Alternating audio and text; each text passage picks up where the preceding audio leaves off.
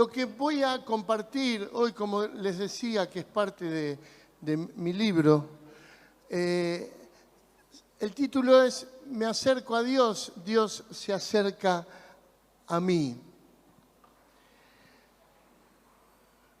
Un gran evangelista del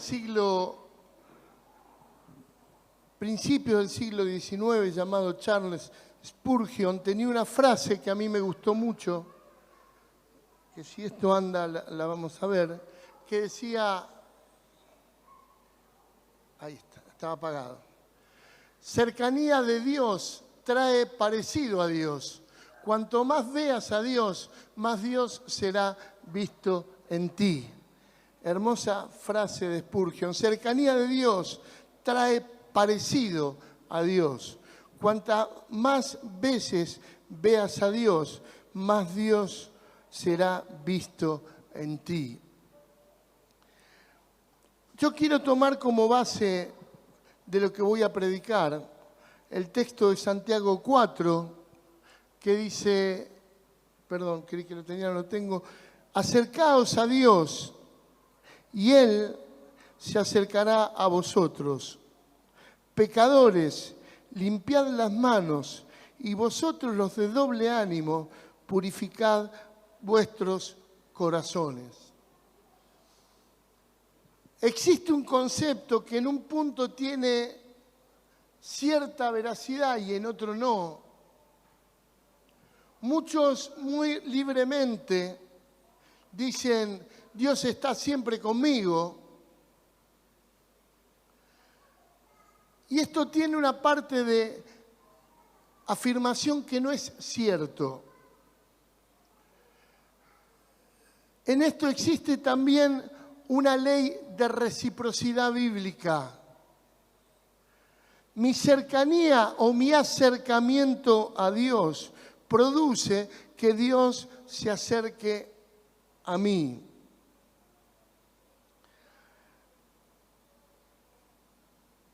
Yo no puedo pretender ignorar a Dios en mi vida diaria.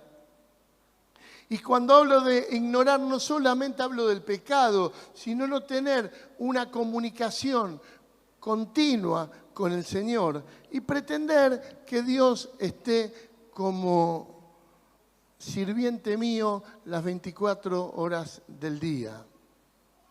Algunos tienen la imagen, no sé, los más grandes habrán visto alguna vez una película que se llamaba Bebé Suelto, que un bebé que estaba siempre al borde de caerse de todos lados y siempre era salvado. Y hay una canción de Marcos Vidal, que se llama Gregarios de Lujo, que habla de los ángeles y habla de cuántas veces los ángeles nos habrán hecho zafar de cosas y que nosotros no lo vimos. Y esto tiene cierto asidero de verdad, pero hay en una parte con la cual esto no es verdad. Si yo ando por la vida haciendo cualquier macana, no puedo pretender que Dios me cuide. Hay varias expresiones bíblicas que nos dan a entender que hay una cierta posibilidad que Dios me desconozca. Éxodo 2 habla del principio de la gesta mosaica, de lo que Moisés hace en la liberación del pueblo de Israel. Y comienza hablando de lo que pasó en la vida del pueblo de Israel en Egipto post-José. ¿Se acuerdan la historia de José? José judío se convierte en primer ministro de Egipto. Todo el pueblo judío egipcio, en agradecimiento a José, comenzó a darle un muy buen trato y alojó al pueblo de Israel en medio, o parte de él, en medio de las situaciones trágicas de la vida. Resulta que pasó el tiempo, dice que vino un faraón que ya no sabía ni quién era José, y vio que el pueblo de Israel se multiplicaba y se hacía más poderoso, y empezó a sojuzgarlo, empezó a ponerle el pie en la cabeza para que no crezca más. Ahora, parece ser que en todo este tiempo el pueblo de Israel dejó su devoción a Dios. Ya no clamaba a Él, no hacía sacrificios, no buscaba de Él. Pero lo más sorprendente es que en ese mismo texto dice que cuando el pueblo de Israel clamó a Dios, Dios lo miró y los reconoció. Para reconocer hay que desconocer primero, ¿no es cierto? Yo no puedo decir que reconozco algo que lo conozco. Y parece que hay olvido de Dios cuando yo no me relaciono con Él. En la parábola de las 10 vírgenes, termina diciendo de las vírgenes insensatas, aquellas que no tenían aceite en su lámpara, termina diciendo, váyanse de acá que no las conozco. El aceite, la lámpara tienen una estrecha relación con Dios y con el amor a Dios. Por eso tenemos que tener especial cuidado en velar por nuestra relación con Dios. Ahora, ¿qué sucede cuando cortamos nuestra comunión con Él? Y el corte no es porque nos fuimos al mundo, porque simplemente no dejamos de ser cristianos, a veces por propia desidia, vagancia o como la quieras llamar, dejamos de tener nuestros tiempos con Él. Lo primero que nos pasa es que la relación se convierte en religión. Ya no está en mí el deseo de agradar a Dios en todo lo que yo hago, el deseo de servirle, de amarle, de buscar de su presencia, sino yo me convierto en un religioso. Tengo un decálogo que son los 10 mandamientos, tengo algunas cosas que cumplir y las cumplo como parte de mi vida cotidiana, pero la motivación del corazón, aquello que me lleva a cumplir todo esto, no es la correcta. Es simplemente una obligación. En segundo lugar, solo seguimos cumpliendo algunos mandamientos. Estamos dentro a veces hasta del ámbito de la iglesia y cuidamos algunas cuestiones, algunos rituales, pero indudablemente empiezan a filtrarse en nosotros algunas situaciones complicadas que tenemos que cuidar. En tercer lugar, transformamos nuestra espiritualidad en fuerza de voluntad. ¿Qué es esto? Simplemente que ya no es el motor de nuestros cambios la espiritualidad, sino el motor de nuestros cambios es nuestra propia voluntad. Yo intento cambiar a través de la potencia que creo que hay en mí o la posibilidad que yo tengo de cambiar. Eso sucede cuando yo dejo de tener comunión con Dios. Cuando yo dejo de vivir una vida de espiritualidad con Dios. John Wesley, en un sermón que a mí me encanta, que es acerca de no contristar al Espíritu Santo, habla y dice: así perdonará un hombre a su amigo muchas imprudencias y algunas transgresiones voluntarias, pero el encontrarlo aferrándose con frecuencia, su bondad se va a desgastar gradualmente. ¿Qué está diciendo Wesley? Si yo agredo, parece que no quiero ser amigo, y esto contrista al Espíritu Santo. El no tratamiento de mis problemas de carácter, de mis situaciones que no agradan a Dios, y verla hasta con una mirada simpática, es fruto de mi escasa o poca relación con Dios. Y esto hace que Dios se aleje de mí.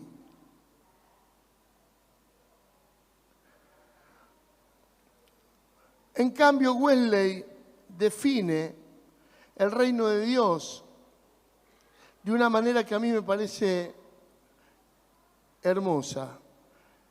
Esta santidad y felicidad unidas a veces son llamadas en los escritos sagrados el reino de Dios y a veces reino de los cielos.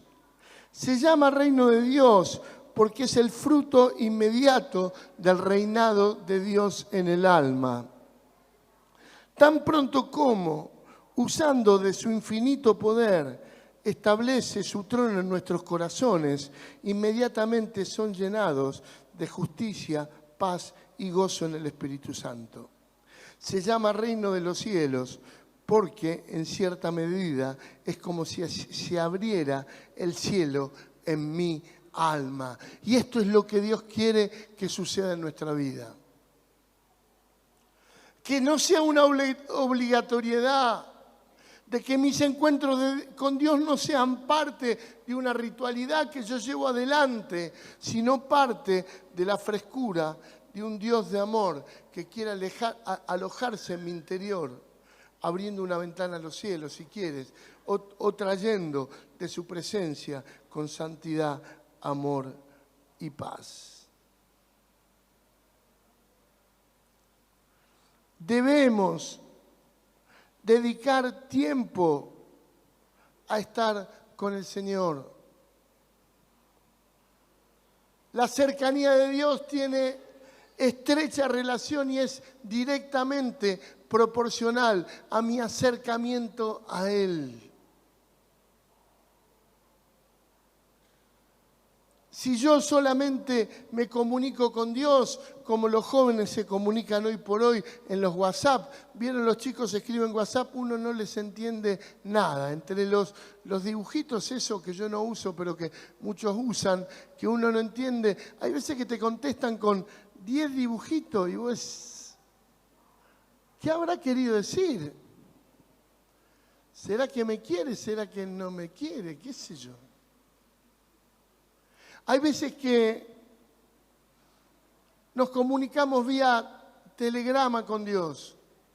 Simplemente es levantarse, sacarse un poco la pereza y decir: Señor, acompañá mi día, bendecí mi día, nos vemos en la noche. Y Dios, como Padre, como amigo, quiere relacionarse y que en nosotros exista una apertura a recibir de Dios todo lo que Él tiene para mí. Philip Yancey, otro autor muy hermoso, él habla en un libro que se llama Alcanzando al Dios Invisible, dice: el espíritu vive en algún lado de mi interior, tal vez en mi cerebro o en mi corazón, como un conserje atrapado dentro de un edificio. Me llama la atención, golpeando la tubería de mi conciencia o mi subconsciente. Si no le hago caso, se reduce. Si lo atiendo, crece hasta llenarlo todo. Una manera distinta de decir lo mismo. El crecimiento de la presencia de Dios en mí tiene estrecha relación con mi dedicación a estar con Él. Yo tengo que aprender a que de esto es la consecuencia de mi relación con Dios, es que genera que la presencia de Dios cada día en mí se haga más grande. Si no, voy a vivir en relación con un Dios muy pequeño.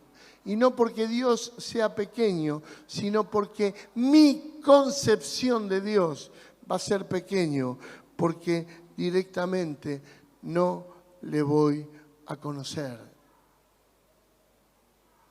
Necesito cada día de Dios. No sé si les ha llamado la atención el Padre Nuestro, pero el Padre Nuestro tiene algunas características tan revolucionarias, por lo menos para los judíos, y que para nosotros tendrían que ser, y se convierten a veces en una ritualidad. Allá al principio, cuando el pueblo judío empezaba a caminar sus primeras gestas victoriosas en su salida de Egipto, Dios empieza a comunicarse con Moisés como profeta, como guía del pueblo. Pero Dios le dice: llama a todo el pueblo a que vengan a tener comunión conmigo. Y el pueblo de Israel le dice: mirá, hagamos una cosa, más vale que Dios te habla a vos y vos nos hablás a nosotros.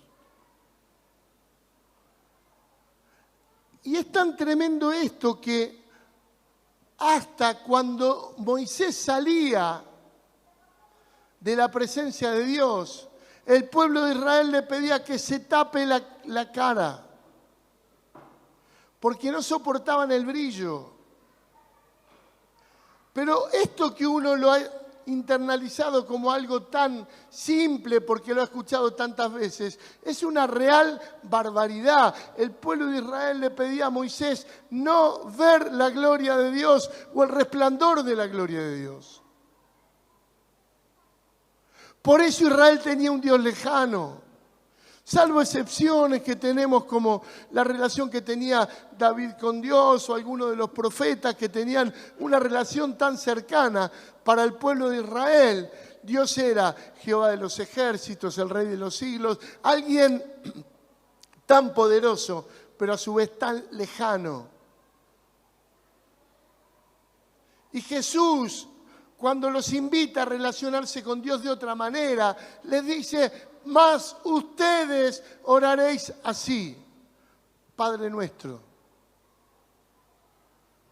Lo primero que hace Jesús, quita de la cabeza el concepto de la lejanía de Dios para llevarlos a un Dios cercano.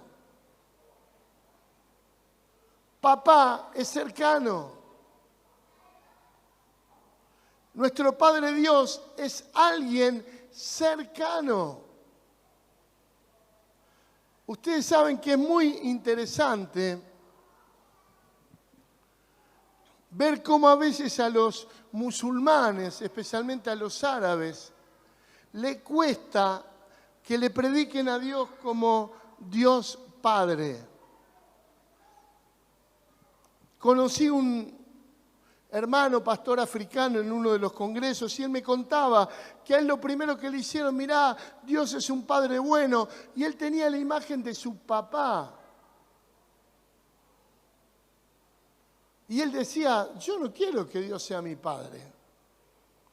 Porque él conocía un tipo de padre que a él le producía hasta repulsión. Hasta que entendió que Dios era otro tipo de padre. Un amigo mío, el pastor Brecher, en un congreso en África Central, era de pastores y esposas, y él conocía todo este tema de del concepto tan rígido del patriarcado dentro de los pueblos africanos y los pueblos musulmanes. Y le dijo a los pastores, pastores, pregúntenle a sus esposas qué piensan de ustedes. Y estaba el presidente de la Confederación Nacional de Pastores de África Central, y muy suelto de cuerpo, él le dijo a la esposa, bueno, contame qué opinás de mí, pero hacelo con toda sinceridad, ¿no? Él seguro de sí mismo.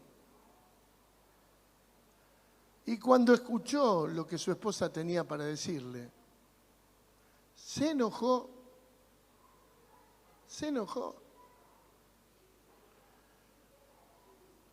Así que se fue a su casa muy enojado y juntó a sus hijos y les dijo, miren, yo quiero hablar con ustedes porque ustedes seguramente van a ser un poco más coherentes. Cuéntenme, porque le pregunté a su madre, qué opinaba de mí, me dijo tal y tal cosa. Y yo quiero que ustedes me digan, ¿qué opinan de mí? Y los hijos le contestaron, mamá tiene razón. Este hombre contaba que estuvo 3 días llorando en su habitación. Porque en su concepción cultural, lo que estaba haciendo estaba bien. Pero de acuerdo a la voluntad de Dios estaba muy mal. Y se produjo una revolución entre los pastores, de entender qué es lo que Dios quería. Ahora, esto me hace pensar.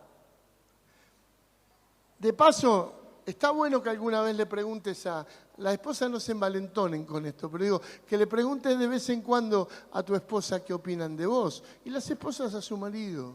Que con franqueza hablemos de las cosas que nos gustan y que no nos gustan. Pero aparte de eso, la relación con Dios nos ubica. La cercanía de un Dios nos ubica. Dios, cuando yo me acerco a Él, va a querer hablar conmigo de mí. Si no tiene oportunidad porque no estoy nunca con Él, nunca me va a poder decir nada. Yo les he contado un montón de veces, lo cuento por las dudas, a veces como estoy en varios lados predicando, no me acuerdo cuándo predico cada cosa, pero a mi mamá la cuidaba una chica que yo veía que tenía una espiritualidad un poco rara, ¿no? Y me decía, Claudio, te quiero mostrar mi cuaderno de oración. Y yo me hacía el tonto porque sabía que algo le iba a tener que decir, pero un día Daniela me dice, Claudio, mirale el cuaderno. Así que un día me agarró desprevenido en el comedor de casa de mi mamá, cuando mi mamá vivía, y vino y me trajo su cuadernito. La primera hoja, me acuerdo, tenía palabra para el pastor Víctor Rodríguez. Y las siguientes hojas eran palabras para todos los pastores de Argentina, de Uganda, no sé. Y yo en un momento le digo, discúlpame, te quiero hacer una pregunta. ¿Dios nunca te habla de vos? Porque a mí continuamente cuando yo me acerco me habla de mí. Y no para decirme qué bien que estás, contestaste mal. Fíjate, arregla esto. Dios es un Dios que nos corrige como Padre bueno que es, porque quiere sacar lo mejor de nosotros.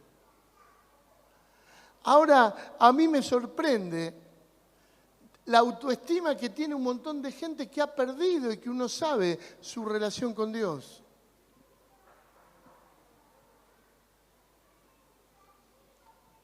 No podemos perder nuestra relación con Dios, porque el perder nuestra relación con Dios es perder a Dios. Que Dios nos desconozca. Que Dios ya nos tenga como una creación suya, pero eso de mi hijo amado, de que conozco y que yo voy a estar todos los días hasta el fin del mundo con vos. Es interesante cómo en esta parábola de las 10 vírgenes, pero también cuando habla del juicio a las naciones, cómo el Señor Jesús dice, apartados de mí, no los conozco. La falta de relación con Dios produce el desconocimiento de Dios sobre nosotros.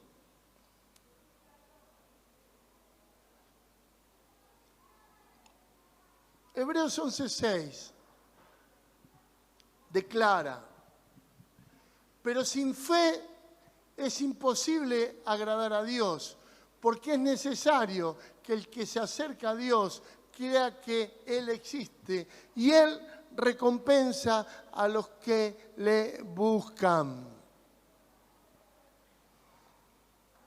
Ahora, ¿qué crees cuál es la recompensa?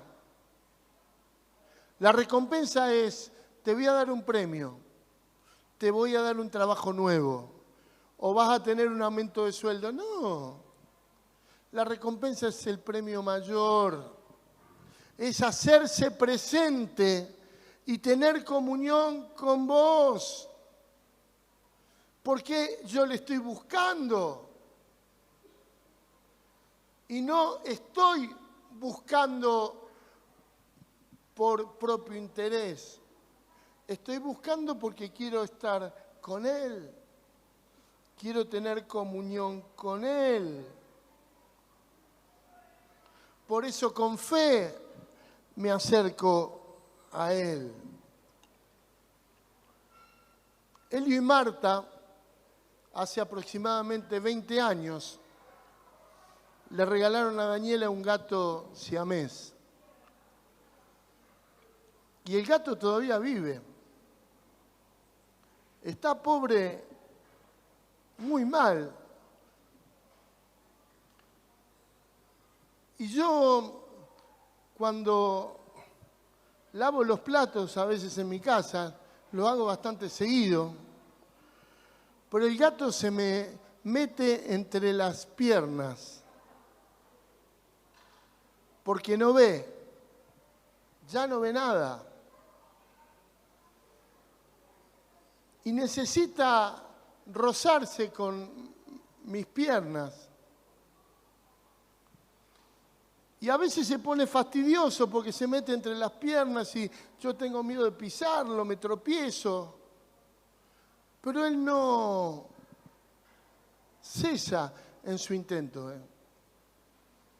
Yo lo puedo correr, pero él vuelve y empieza a meterse entre mis piernas, a rozarme. Y como no ve, con ese roce, él sabe que está por allí cerca nuestro. Los que vienen a casa lo saben cuando tenemos algún encuentro con algunos hermanos. Él se mete debajo de la mesa y se engancha con sus uñas en los pantalones, con el afán de que lo alces. Yo no tengo esa costumbre mucho, pero muchos hermanos en el grupo familiar lo alzan y allí se queda tranquilo. Yo muchas veces me siento como el gato que se llama Blue. Y creo que nuestra búsqueda espiritual de Dios tiene que ver con esto. No lo vemos a Dios, pero comenzamos a rodearlo en nuestra oración. Y necesitamos su roce, necesitamos su toque espiritual sobre nuestra vida. Y nos ponemos a veces fastidiosos. Pero Dios no es como yo que me fastidio cuando me caigo por el gato. Dios es galardonador de los que le buscan. Si yo le busco con empeño, le busco con amor, le busco con insistencia. Y busque el roce espiritual de mi espíritu con el suyo, que Él me hable. Esta lucha que tuvo Jacob con el ángel, no te dejaré si no me bendices, no se lo digo, pero mi búsqueda continuamente es intentar tener este roce espiritual con Dios todos los días de mi vida.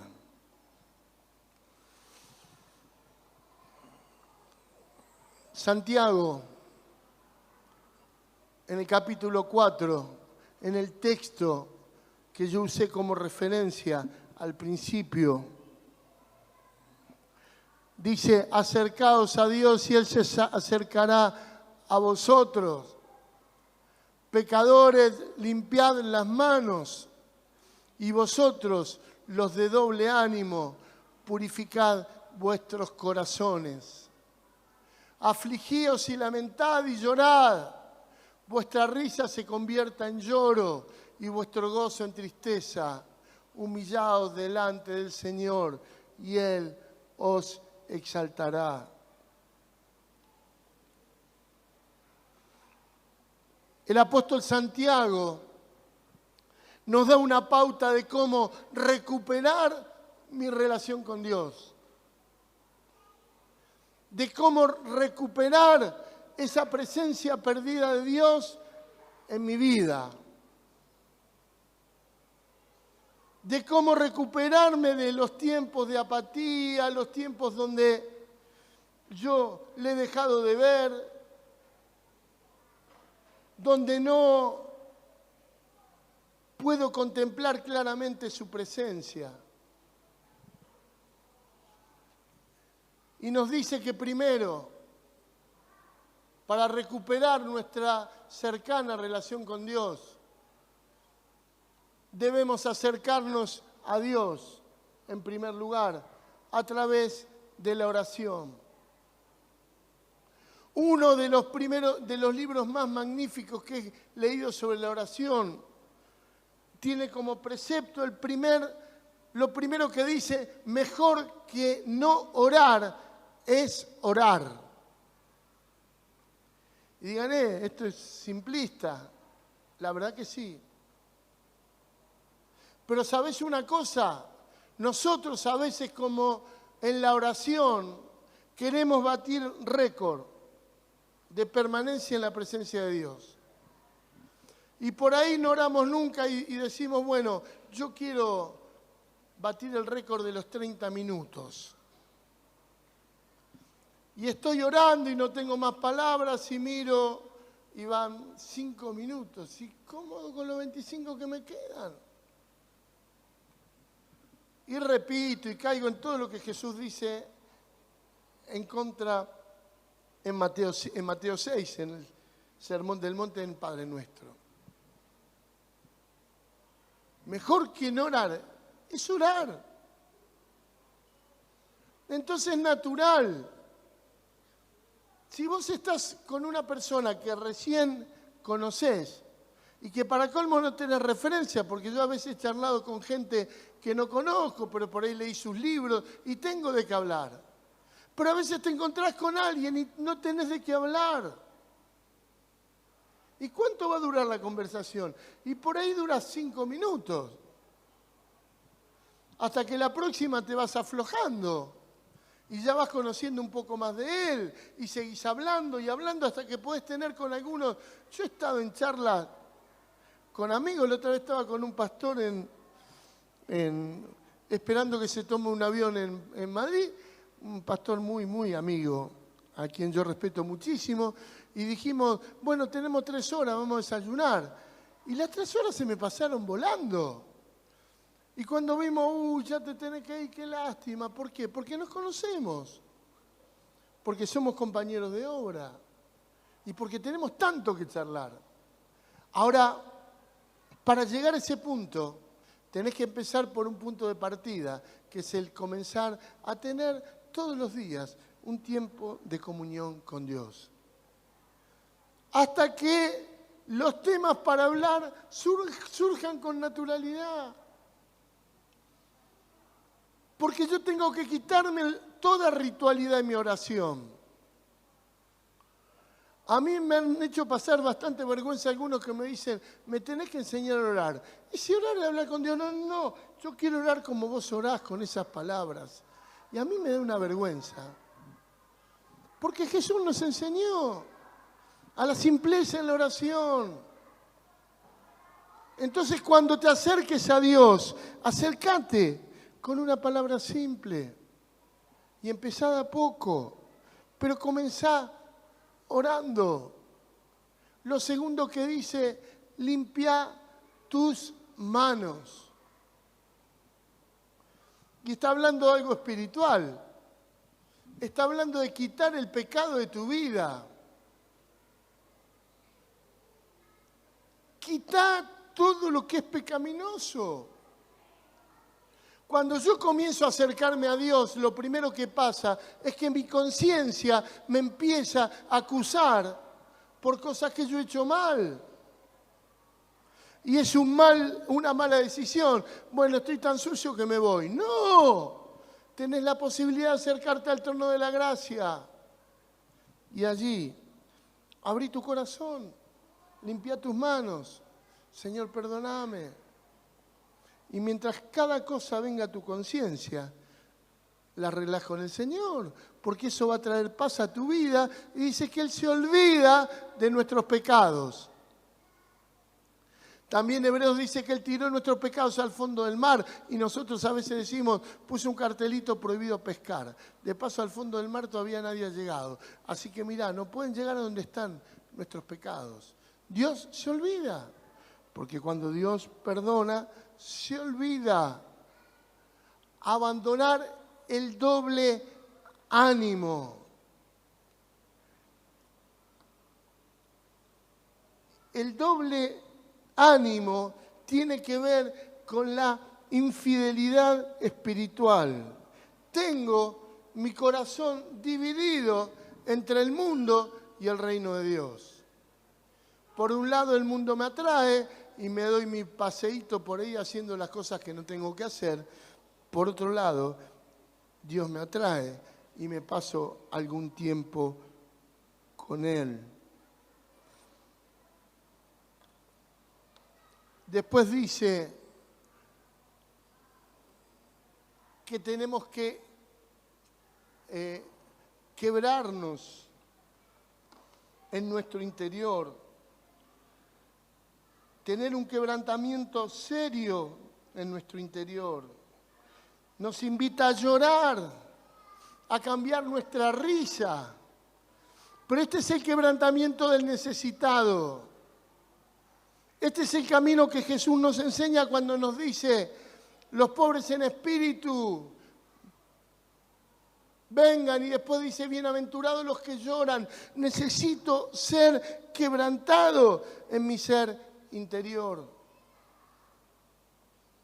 Si yo sigo al mando de todas las cosas, si yo me acerco a Dios simplemente cuando necesito un poco,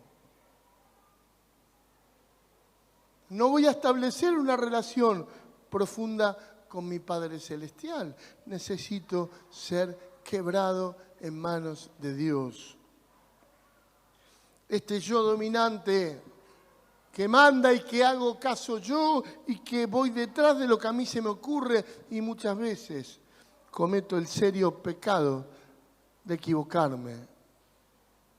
El quinto, la humillación.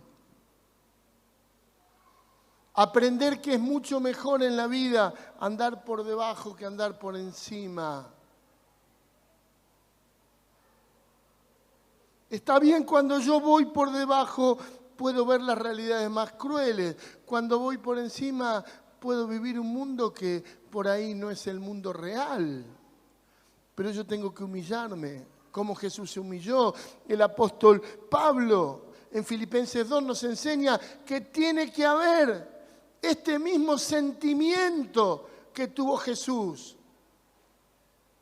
Y te digo, el salto que dio Jesús es mucho más profundo que el que nosotros tenemos que dar. Jesús dio el salto de ser el Dios de los cielos, el Dios eterno, a ser más bajo que un hombre. Porque dice ese texto que no solamente se hizo hombre, sino se hizo servidor de los hombres. Y esto es lo que Dios pretende de nosotros. Esto es lo que Dios pretende de vos y de mí. Que entendamos que el camino de la espiritualidad cristiana es un camino hacia abajo, no hacia arriba. Es un camino hacia la humillación, hacia el servicio. Dios nos ayude. Dios en su gracia nos ayude a aprender a cultivar una relación con Dios viva, donde sucedan cosas, donde la relación con Dios haga que cada día que te encuentres con Él salgas realmente transformado. Que entres enojado a la presencia de Dios y salgas con un corazón perdonador. Esto es lo que sucede cuando me encuentro con Dios. Porque es una mentira del diablo que tengo que estar bien para estar con Dios. La búsqueda de la presencia de Dios es una búsqueda de los necesitados, no de los perfectos. Aquellos que tenemos necesidad de Dios, tenemos que buscarlo denodadamente hasta encontrarnos con Él.